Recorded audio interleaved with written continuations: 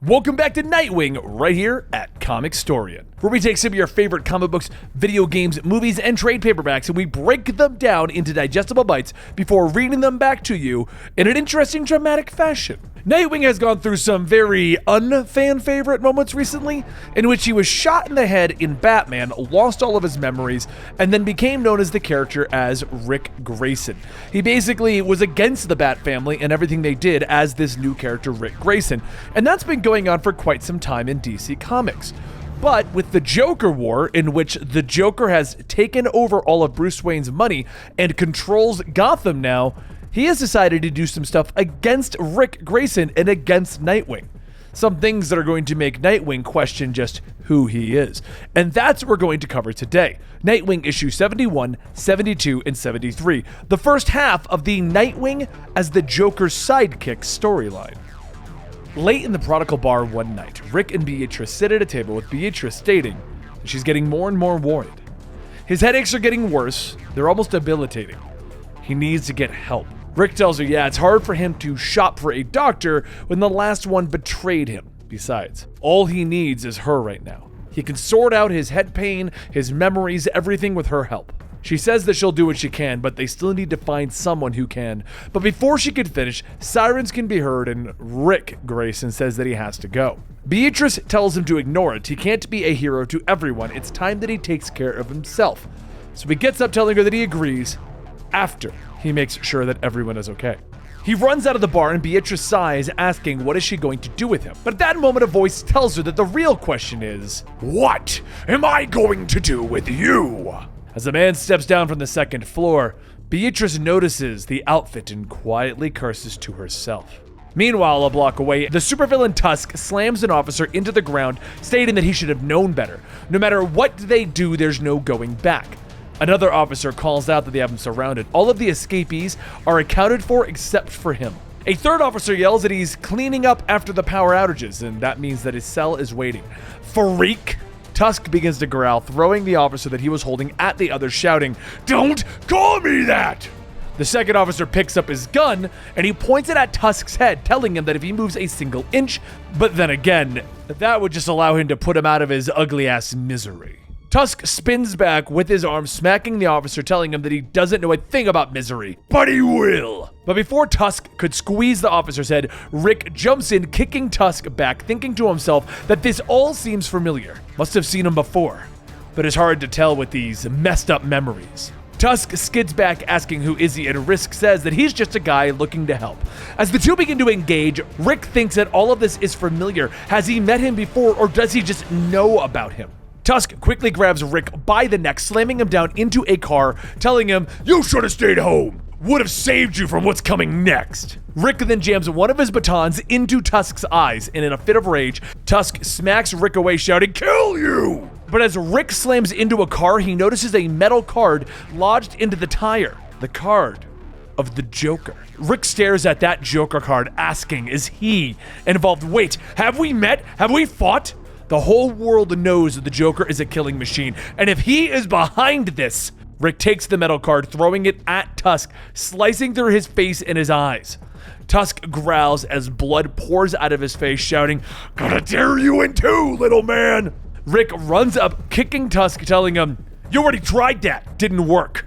He goes on to beat Tusk with his batons, all the while thinking, how is the Joker involved in this? Was it all a distraction, and if so, for who? Oh no. Meanwhile, back at the bar, Beatrice asks the shadowy man who he is, and he replies with, "A friend."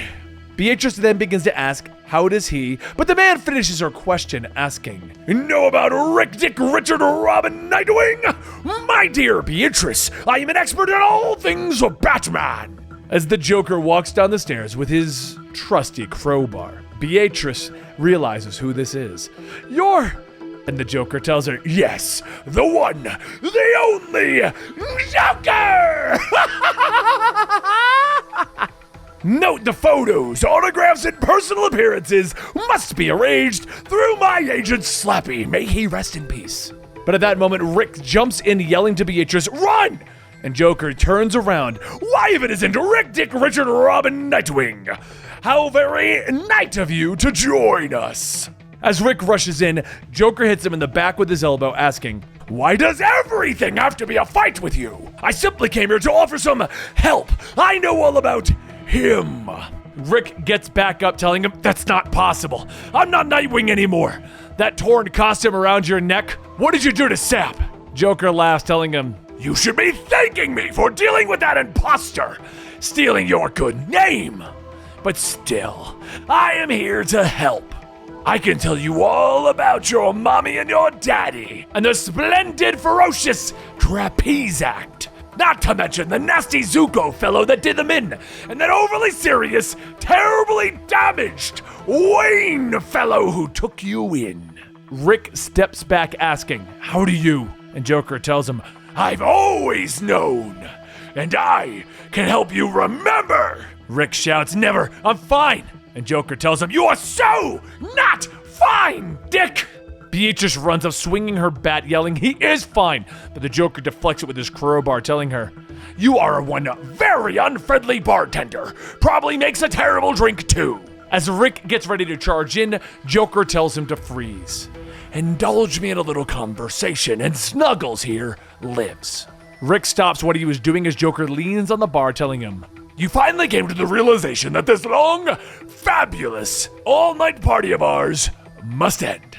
The Talon, the Owls, those ghastly memories they forced into your head, I can take them away. You can be free. Free to be Mr. Richard Grayson." Rick shouts that it's bull, but Joker pulls out a crystal thing, telling him that the Shrew Doctor was a memory vampire. He can use her own silver bullet to wipe away her influence forever. Rick lunges for the memory crystal, yelling for him to give it to him. But the crystal begins to shine, and the Joker tells him, "Oh, I'll give it to you, all right." Rick suddenly stops in his tracks, and the Joker smiles, telling him that certainly calmed him down. Perhaps they can find a common ground, a meeting of the minds, as they say.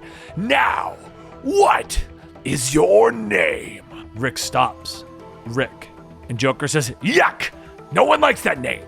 How about Dicky Boy?" Rick stops. "Hi, I'm Dicky Boy." Joker laughs. "Excellent! Now, how about I talk and you listen?"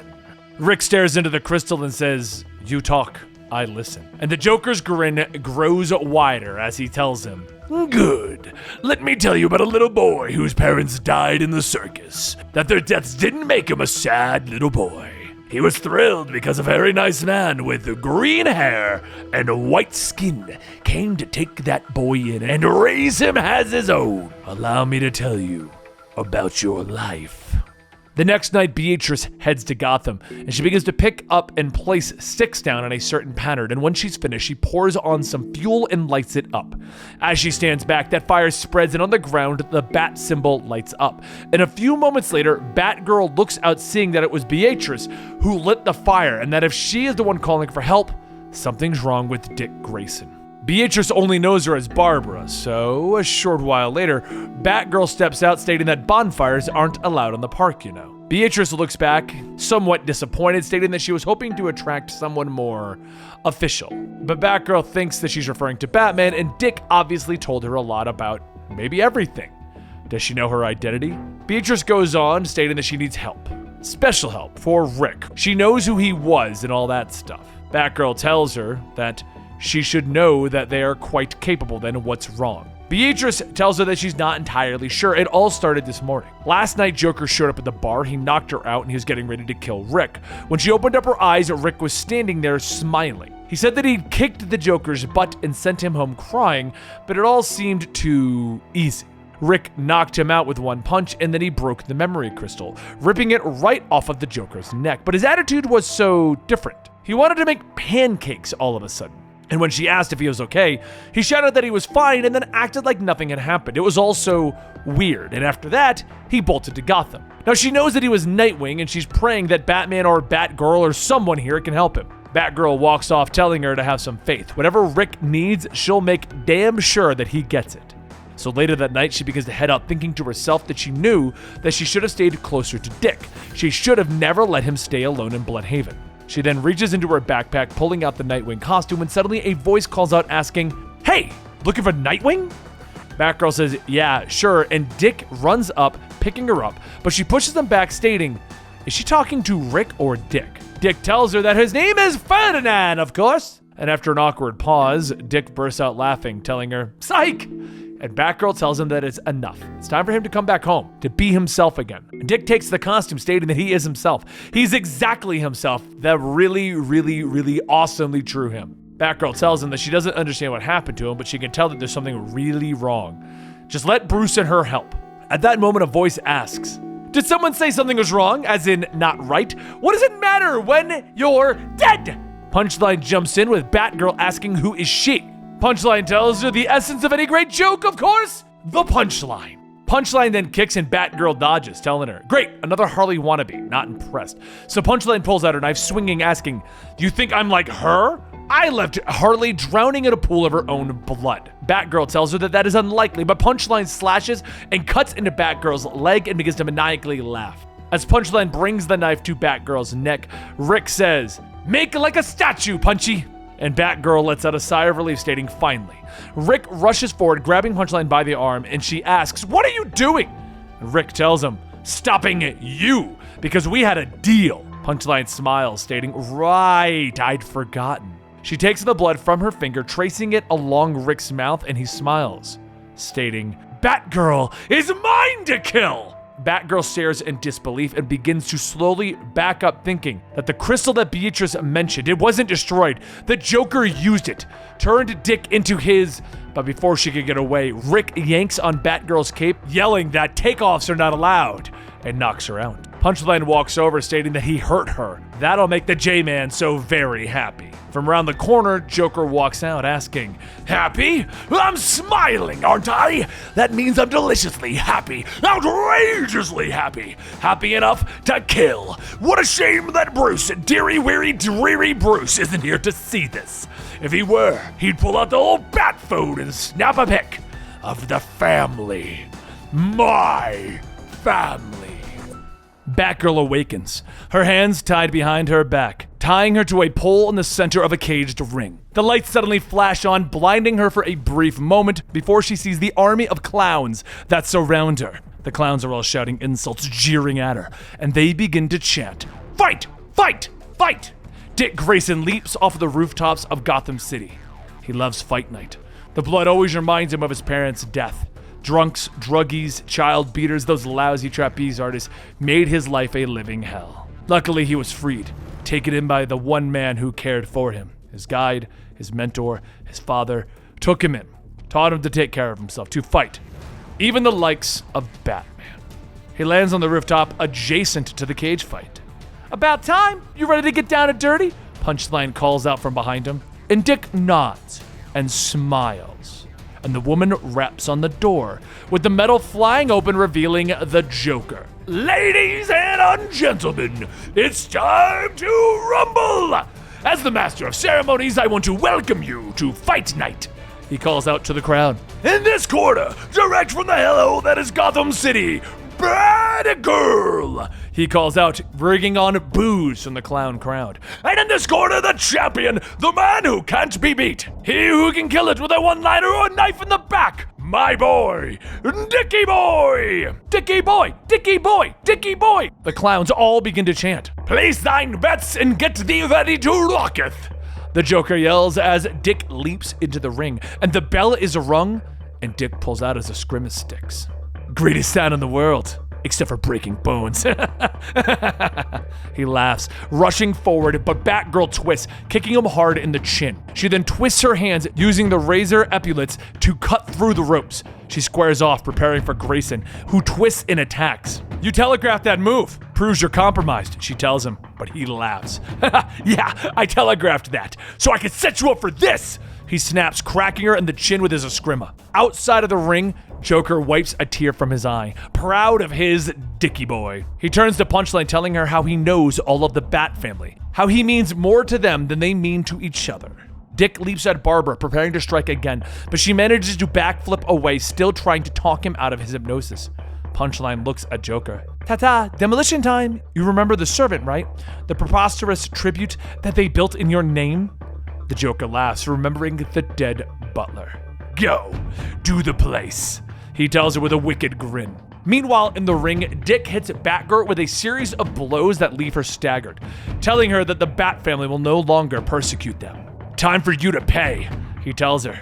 But she snaps out of it, uppercutting him hard. "Listen to me!" She's trying to get through to Dick Grayson. This isn't him. He shouldn't be working for Joker. Listen to my voice. Let it sink in, and until it jogs something, try to remind you of who you were, she tells him, chasing him as he tries to dodge away. You are not Dickie Boy. You are not rich. You're not some anonymous guy in an action suit. Your name is Dick, and you were the best, the first Robin. You built the Teen Titans into an enduring force. Look at that suit!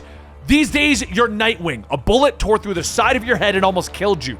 And ever since then, you've been victimized by people who tried to warp your mind and control you. Don't let them. Be the man that you really are, Barbara yells at Dick, trying to get through to him.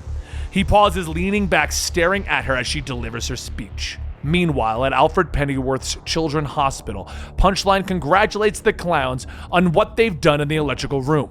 She pulls out Batgirl's comm unit. "Guys, it's me, I need help, the Joker! He's at the Children's Hospital with a bomb that— Oh my God, no, don't!" she screams, getting the Bat family's attention. "Batgirl, on my way, Drake out!" Drake yells in reply. At the fight, Dick Grayson is stopped, telling Barbara that he finally knows who he is.